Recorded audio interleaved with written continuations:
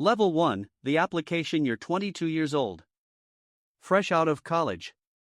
A degree in international relations, polished and framed, still smelling like ambition. You took Arabic for 2 years, just enough to hold a conversation, not enough to hide in one. You've never held a weapon. Never stepped into a war zone. Never lied in a way that mattered. And yet, one random Tuesday afternoon, you apply to the CIA. Not dramatically. Not like in the movies. Just, online. A form. A resume. 3 hours tweaking bullet points, trying to make yourself sound more interesting than you feel. Then you wait. Weeks pass. Then months. Nothing. You start to think it meant nothing. Then one day, a letter arrives. No logo. No seal. Just a return address tied to a P.O. box somewhere in Northern Virginia. Inside, a simple message: you've been selected to move forward. Level 2, the first test. You drive to a building that doesn't want to be noticed. No signs. No branding. Just glass and silence. Inside, a receptionist who barely looks at you. A waiting room filled with strangers who refuse to meet your eyes. 12 of you. All pretending not to wonder the same thing: why me? The process lasts 2 days. You're tested in ways you didn't prepare for. A polygraph where your heartbeat feels louder than your answers. Psychological evaluations that seem to dig deeper than your own memory. Interviews where the questions aren't about what you've done, but who you are when no one is watching. Then one question lands harder than the rest: have you ever done something you'd be ashamed to see on the front page of a newspaper? You hesitate. Just for a second. But in this world, a second is enough to be noticed. Level 3, the farm. You're 23 when they call you back. You made it. They don't say CIA, they don't say spy. They just tell you where to go. Camp Peary, Virginia. They call it the farm. But it doesn't look like a place where secrets are made. It looks peaceful. Quiet. Pine trees, gravel roads, a calm lake reflecting the sky like nothing dangerous has ever happened here. But that illusion doesn't last long. Your class has 28 people. Different backgrounds. Different lives. Same silence. You don't use real names. Not at first. You become someone else. And slowly, that someone starts to feel more real than who you used to be. Training is relentless. You learn how to disappear in plain sight. How to detect if someone is following you before they realize you've noticed. How to pass information without speaking a word. How to lie without feeling like you're lying. That's the hardest part. Because here, a lie isn't just a tool. It becomes a version of reality. One day, they send you into town. A simple mission: talk to a stranger. A retired teacher sitting alone in a diner. He doesn't know this is a test. You sit down. You smile. You order coffee. 40 minutes later, he's told you things he's never told a stranger before. Personal things. Sensitive things. You leave with information you weren't supposed to have.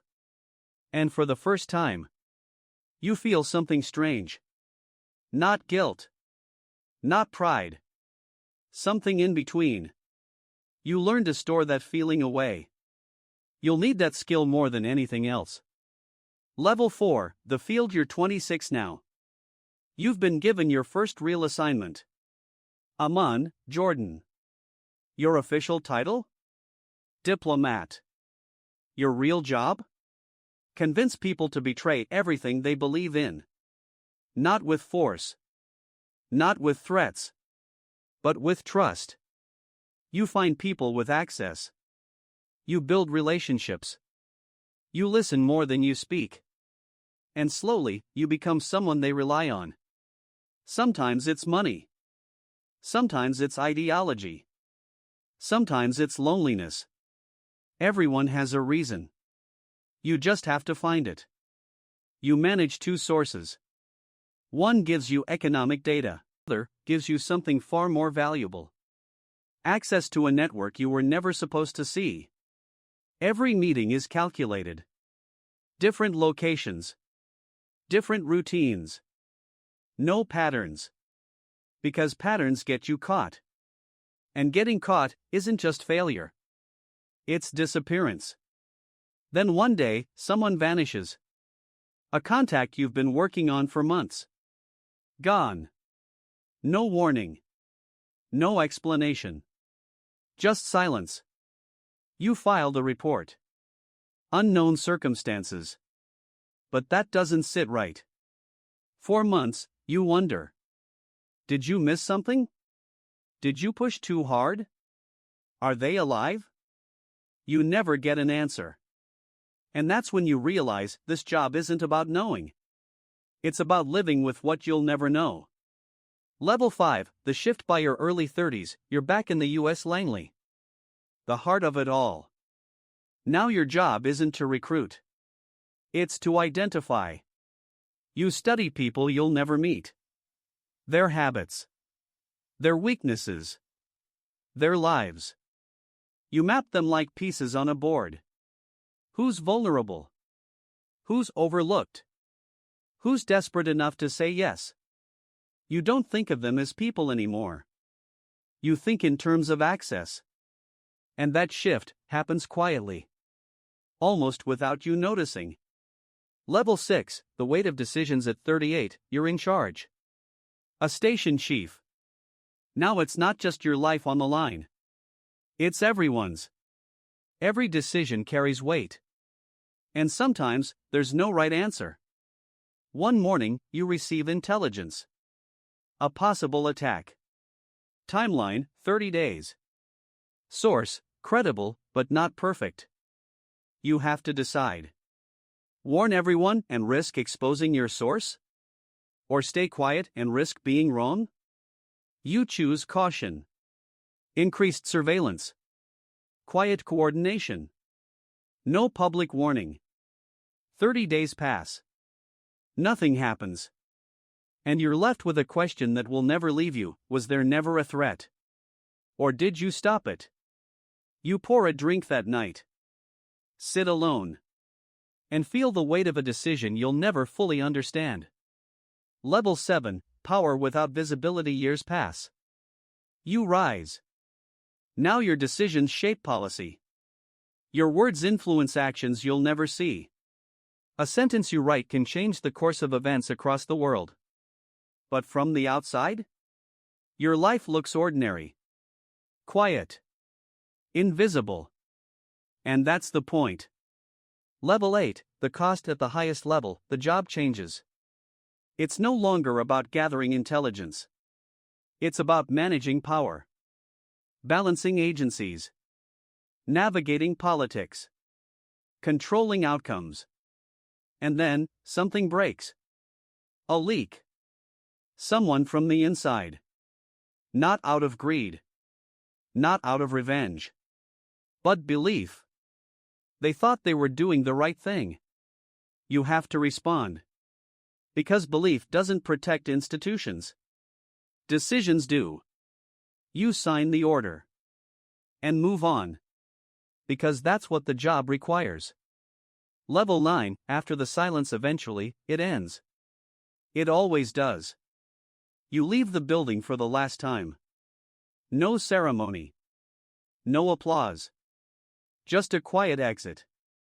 You start teaching. Talking about things you once couldn't even acknowledge. Students ask questions you spent decades avoiding. Then one asks, was it worth it? You pause. Longer than expected. Because there isn't an easy answer. Finally, you say, worth isn't the right question. The real question is, whether you did it right. And even now, you're not sure. Level 10, the legacy. Years later. Your name appears in documents. Not headlines. Not stories. Footnotes. Fragments of a life lived in the shadows. But that's not what stays with you. What stays are the people. The ones who trusted you. The ones who didn't make it. The ones whose names will never be known.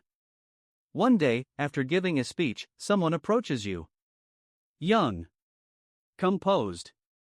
Quiet. They mention a building in Northern Virginia. You recognize the tone. The stillness. They ask if you have a moment.